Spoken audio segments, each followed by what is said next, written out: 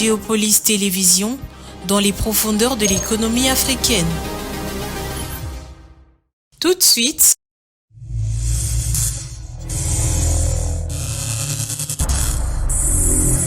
le journal.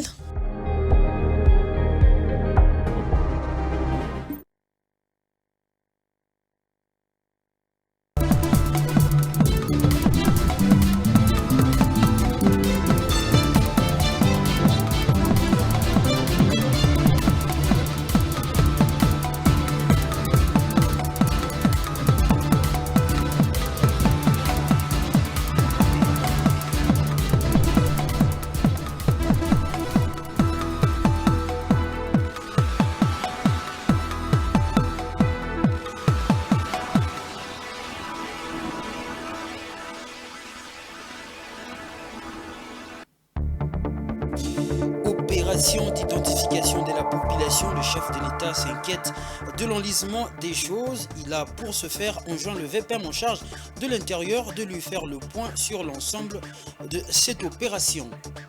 Et puis à l'international, l'Afrique devrait contribuer pour 9% à l'approvisionnement mondial de terres rares d'ici 2029. C'est ce qui indique un rapport d'études publié récemment. Vous aurez les détails dans ce journal. Grande édition sur Géopolis Télévision, mesdames et messieurs, soyez tous le bienvenu. Alors que la RDC s'est engagée dans le processus de délivrance de la carte d'identité nationale pour tout Congolais, il s'observe que les choses s'enlisent davantage. Pour ce faire, le président de la République, Félix Tshisekedi, a demandé au vice-premier ministre en charge de l'Intérieur de faire le point sans complaisance sur ce dossier. C'était au cours de la réunion du Conseil des ministres de ce vendredi. Suivez les commentaires. Le chef de l'État veut voir un peu plus clair sur la question de la délivrance des cartes d'identité nationale aux Congolais. Alors qu'une entreprise a été recrutée, les premières cartes ont été livrées à une certaine catégorie de Congolais. Sur terrain, rien n'avance malgré le redémarrage de l'opération par l'ONIP le 26 avril dernier. Au Conseil des ministres de ce vendredi, le vice-premier ministre en charge de l'Intérieur a été appelé par le chef de l'État, Félix Tshisekedi, à faire le point de cette opération, et cela sans complaisance. Il revient au président de la République que depuis le lancement du projet de délivrance de cartes d'identité, il n'y a plus de développement attendu au regard du chronogramme présenté. Ainsi, tenant compte de l'impérieuse nécessité de doter chaque citoyen de la République démocratique du Congo de sa carte d'identité, il a instruit au vice-premier ministre, ministre de l'Intérieur, Sécurité et Affaires coutumières, de lui faire un point sans complaisance sur ce dossier et de prendre toutes les dispositions y rattachées. Afritech Idemia est la firme qui a gagné ce marché de fabrication et de délivrance des cartes d'identité en RDC. En mi-juin 2024, l'inspection générale des finances avait suspendu la poursuite des opérations de cette firme pour cause d'un certain nombre d'irrégularités. Le montant global pour financer le projet s'élève à 697 millions de dollars américains, 104 millions provenant de l'État congolais et 593 millions comme apport du groupe Afritech Idemia. L'IGF note entre autres que la société privée ne possède pas la somme alors que l'État congolais avait déjà décaissé 20 millions de dollars américains que ce service a bloqué. Une autre irrégularité, c'est que le contrat prévoit que la Banque centrale du Congo fournit des garanties en termes de ses avoirs pour que Afritech Idemia accède aux fonds des banques commerciales. Pour l'IGF, ce mécanisme est impossible. Le point que doit faire le VPM Jacques Chabani devra être très attendu pour débloquer l'ensemble de cette opération. On va parler maintenant de la situation sécuritaire au Nord Kivu pendant que la trêve humanitaire proposée par les États-Unis poursuit son cours dans les zones des hostilités dans la partie orientale de la République démocratique du Congo. Le M23, soutenu par le Rwanda, poursuit son activisme. Selon Kinshasa, ce groupe terroriste et le RDF procèdent à des recrutements forcés et à des actes de violence. Kinshasa a réaffirmé sa détermination à protéger les populations. Suivez ce récit. Dans une déclaration à l'occasion de la publication du rapport final du groupe d'experts des Nations Unies sur la République démocratique du Congo, publié dans un communiqué de presse, la Belgique, qui se dit extrêmement préoccupée par la conclusion de ce rapport, condamne fermement l'emprise des territoires congolais par le M23 soutenu par le Rwanda. Elle condamne en outre ces actions qui contreviennent aux principes de la Charte des Nations Unies et constituent des violations manifestes de l'intégrité territoriale et de la souveraineté de la RDC. Bruxelles exhorte, d'une part, le Rwanda à mettre fin immédiatement à ses opérations militaires dans l'est de la RDC et à y retirer ses troupes et son armement. Elle exhorte, d'autre part, le M23 a cessé les exactions contre les populations civiles. Dans ce document, la Belgique appelle toutes les parties à s'engager résolument dans les processus diplomatiques initiés au niveau régional. Une solution politique doit être trouvée afin de parvenir à la paix et la sécurité dans l'est de la RDC, indique-t-elle. Quelques jours avant, la Suisse s'est aussi exprimée dans ce sens lors de la récente réunion du Conseil de sécurité sur la situation sécuritaire dans l'est de la RDC. La représentante permanente de ce pays, Pascaline Baerichwil, a fustigé les attaques des forces rwandaises de défense et la récente opération d'occupation de plusieurs localités du territoire de Lubero au Nord Kivu. Elle traite d'inacceptable la persistance des troupes armées dans cette partie du pays. Cette avancée constitue, selon elle, une violation de la souveraineté et de l'intégrité territoriale de la RDC. Lors de la même réunion du Conseil de sécurité, la représentante des États-Unis a fait savoir que les actions du Rwanda en RDC se seraient désormais étendues au-delà des opérations militaires de M23. Ainsi, a-t-elle révélé, le Rwanda engage au moins 4000 troupes pour son intervention militaire. Ce rapport d'experts de l'ONU a aussi démontré l'implication de l'Ouganda dans cette agression, ce que le pays de Museveni a rejeté. Le porte-parole de UPDF a indiqué que ce rapport souffre de documentation. On va revenir sur cette information. Pendant que la trêve humanitaire proposée par les États-Unis poursuit son cours dans les zones des hostilités dans la partie orientale de la République démocratique du Congo, le M23 soutenu par le Rwanda poursuit son activisme selon Kinshasa. Ce groupe terroriste et le RDF, l'armée rwandaise, procède à des recrutements forcés et à des actes de violence. Kinshasa a réaffirmé pour sa part sa détermination à protéger les populations civiles. Suivez. Il devrait s'observer une trêve humanitaire dans le Nord Kivu, du moins dans les zones d'hostilité. Ce principe proposé par les États-Unis d'Amérique et accepté par les parties au conflit devrait être appliqué depuis le 5 juillet, à en croire le département d'État américain. Cela pour permettre à l'aide humanitaire d'atteindre les populations en détresse. Pendant ce temps, le M23 a choisi de procéder à des recrutements forcés et de se renforcer en matériel et personnel à partir de Kigali et Kampala. Les EDF de leur part poursuivent aussi les actes de terreur. Le vice-premier ministre, ministre de la Défense et ancien combattant a fait état de la situation opérationnelle et sécuritaire dans la partie est du pays qui demeure marquée principalement par le recrutement forcé des jeunes dans les territoires de Lubero et Rutshuru par les terroristes M23, RDF, suivi des renforcements continus en personne et en matériel en provenance tant du Rwanda que de l'Ouganda à la faveur de la trêve humanitaire. Les actes de terreur de ADF, MTM dans les zones dégarnies par les FRDC tant au Grand Nord qu'en Ituri, où également les groupes armés locaux continuent à troubler la quiétude de la population. Face à ce tableau sombre, Kinshasa rassure les populations civiles. Le vice-premier ministre, ministre de la Défense et ancien combattant a donné toute la situation opérationnelle sur terrain et a rassuré que nos forces armées maintiennent ferme leur engagement de pacifier l'ensemble du territoire national. Dans un récent rapport d'un groupe d'experts de l'ONU, plusieurs révélations troublantes ont été mises en lumière, entre autres l'intervention directe de 4000 troupes RDF sur terrain au-delà de l'appui au M23, mais aussi l'implication de l'Ouganda dans les opérations aux côtés de ce groupe. Et dans le reste de l'actualité, le ministre national des Finances Doudou Fwamba a reçu Albert Zefak, directeur des opérations de la Banque mondiale, pour une séance de travail. Ensemble, avec son hôte des marques, ils ont discuté des projets clés comme le Grand Inga et le projet Pacte visant à améliorer les infrastructures de base et l'accès à l'électricité en RDC, un engagement pour un développement économique inclusif mettant l'accent sur l'éducation et la santé. Les détails avec le représentant de cette institution de Bretton Woods en RDC.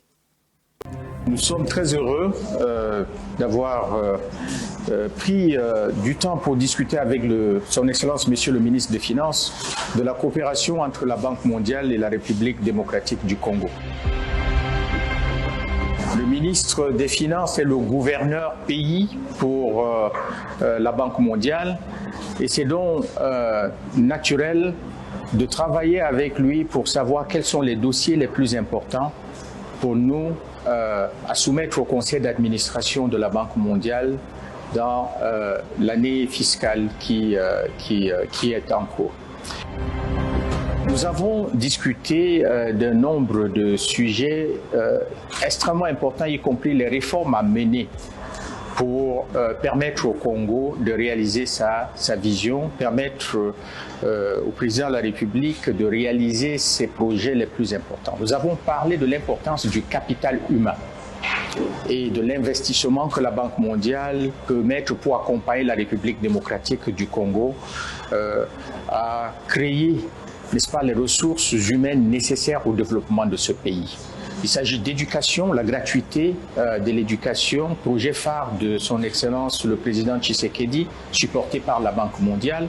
Nous avons parlé de la santé, financé également par la Banque mondiale, le projet PDSS qui a eu beaucoup de résultats. Nous avons parlé de l'importance de l'infrastructure routière. La Banque mondiale appuie le gouvernement pour la construction des routes et des autoroutes à travers le projet Pacte qui va bientôt s'enclencher pour la route Bujimaï-Kabinda, Bukavu.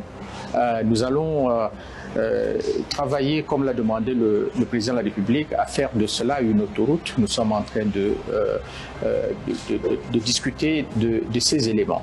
Nous avons enfin discuté de l'importance du numérique et des réformes macroéconomiques à faire pour avancer l'agenda de développement du Congo, mais aussi à garder un taux de croissance fort, mais une croissance aussi inclusive, une qui passe par la création d'emplois, d'où l'importance aussi des réformes du climat des affaires.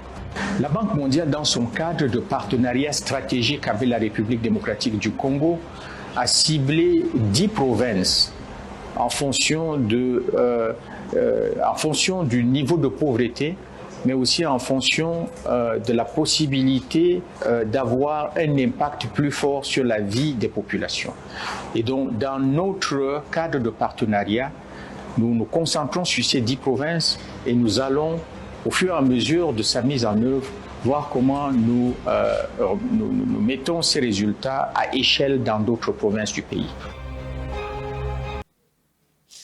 En Afrique, le commerce régional permet d'équilibrer les flux des biens entre les zones excédentaires et celles déficitaires. Pour la RDC qui a 9 frontières avec ses voisins, ces échanges sont cruciaux pour l'approvisionnement en certaines denrées de base dont le maïs.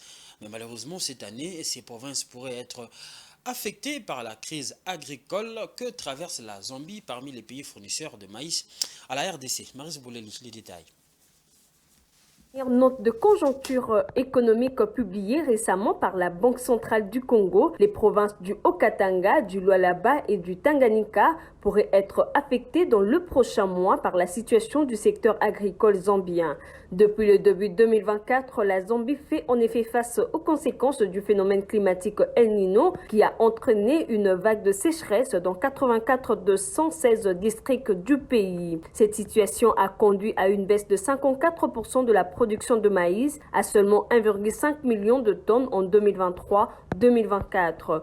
Alors que face à la réduction de l'offre, le gouvernement interdit actuellement le vente de maïs et de farine de la céréale, la BCC indique que les dites provinces géographiquement proches de la Zambie devraient pâtir d'une telle restriction. D'après l'institution financière congolaise, 70% de la farine de maïs consommée dans le Haut-Katanga, le Lualaba et le Tanganyika proviennent de Zambie. Dans un tel contexte, la disponibilité de ce produit de base devait être réduite dans le le prochain mois et entraîner une hausse de prix sur le marché local. Malgré l'interdiction officielle, le flux transfrontalier non enregistré de la céréale via la route pourrait être encore continué avec la Zambie en raison de l'importance de relations commerciales entre les acteurs de part et d'autre de frontières. Autre chose dans ce journal, la question de la migration des Congolais en Belgique était au centre d'un point de presse qui s'est tenu ce samedi 13 juillet entre le directeur général de l'Office des étrangers belge, Freddy Roosmond, et les professionnels des médias congolais. Le but de cette rencontre était de faire le point sur les demandeurs d'asile congolais en Belgique afin que cette pratique ne soit plus faite clandestinement, mais selon le respect des procédures légales. Damani Mujinga. Sa visite en République démocratique du Congo, le directeur général de l'Office des étrangers belges, Freddy Roosmond, était devant la presse congolaise ce samedi 13 juillet pour discuter de la gestion des migrations en RDC. Tout ceci dans le cadre des relations étroites qui existent entre la RDC et la Belgique grâce à un mémorandum signé entre les deux pays en 2006 pour aider le Congo-Kinshasa à gérer le flux migratoire. C'est pas mon première fois que je suis en RDC. On a depuis longtemps, depuis plus que 15 ans, une collaboration très étroite avec le DGM, l'Office des étrangers congolais. Suite à ça, on travaille ensemble, on fait des visites, on regarde comment on peut, de deux côtés, travailler bien et mieux ensemble. L'Office fait, comme je viens de dire, beaucoup de travail ensemble avec le DGM. On construit des bâtiments ensemble, on forme les agents, on échange d'informations, tout ça dans le cadre de différents accords qui sont signés. Le premier était déjà de 2006 entre l'Office et le DGM. Malgré les efforts fournis entre la Belgique et la RDC sur la migration, l'Office des étrangers belges a constaté que le flux des demandes d'asile congolais en Belgique ne cesse d'augmenter au fil des années. Freddy Roosmond a tout de même martelé que la situation de demande d'asile concerne ceux qui fuient la guerre ou la persécution et non des personnes qui veulent améliorer leur vie économique. L'essai qu'on a fait à ce moment n'a pas réussi. Madame de Moore est venue dire qu'il y a une augmentation des demandeurs d'asile congolais. Ce n'est pas bien parce que la plupart, presque tous, reçoivent une décision négative. Donc pour les gens, c'est une perte de temps, c'est une perte d'énergie et surtout une perte d'argent. C'est aussi une perte de temps pour l'État belge parce qu'on doit traiter toutes ces demandes individuellement parce qu'on voyait que le nombre de demandeurs d'asile congolais est en train de monter doucement. Ce phénomène n'est pas encore arrêté. Maintenant, en 2023, on a eu 1220 demandeurs d'asile congolais. Et en 2024, les 6 premiers mois, on a dépassé déjà les 650. Notre message n'est pas « ne viens pas », notre message est « viens légalement ». Et peut-être ça va nécessiter quelques procédures, c'est vrai. Mais ça, c'est pour tous les migrants de partout dans le monde le fait. C'est quelque chose qu'on doit d'abord préparer, on doit rassembler quelques documents, introduire une demande, mais c'est tout à fait possible. Le souci de la Belgique est de mener une politique migratoire ferme mais juste, car le pays a enregistré beaucoup de dérapages quant à cette question. Mais elle reste tout de même disposée à accorder le droit de visa à ceux qui souhaiteraient effectuer des voyages en Belgique dans le respect des lois et procédures. Bref, l'artiste musicien Koffi Olomide est invité ce lundi 15 juillet au parquet général près la Cour de cassation pour le fait qui lui sera communiqué sur place. Bien avant cela, Koffi Olomide a été auditionné par le CESAC après son passage à l'émission Le Panier, diffusée à la radio-télévision nationale congolaise. Il a tenu des propos qui ont heurté les sensibilités concernant les questions de la guerre dans l'Est de la République démocratique du Congo. Voilà, on va faire maintenant place à la page internationale.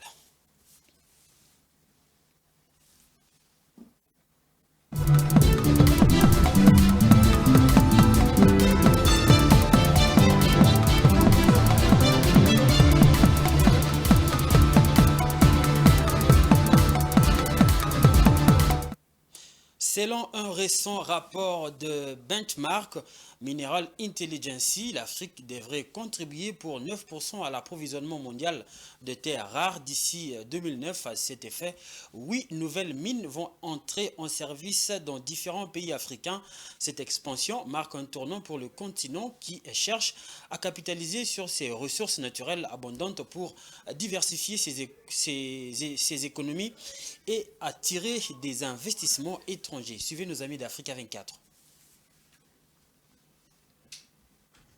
Actuellement en retrait sur le marché stratégique des terres rares, le continent africain se prépare à une expansion majeure avec l'entrée en service prévue de 8 nouvelles mines en Tanzanie, en Angola, au Malawi, en Ouganda et en Afrique du Sud. Ainsi, les pays africains devraient contribuer pour 9% à l'approvisionnement mondial en terres rares d'ici 2029, indique un récent rapport de Benchmark Mineral Intelligence. En fait, il ne s'agit pas de terres aussi rares que ça au niveau de la croûte terrestre géologique, mais elles portent ce nom du fait qu'elles sont simplement difficiles à extraire. Une chose est sûre pour autant, l'humanité dans sa formulation à venir ne pourra se passer des terres noires. Donc aujourd'hui, tout se joue sur un point de vue économique pour qui en disposera. Devant produire ses premières tonnes en 2026, la mine de Makutu en Ouganda héberge 126 000 tonnes d'oxyde de terre rare. Le projet Ngala en Tanzanie est capable de livrer annuellement 16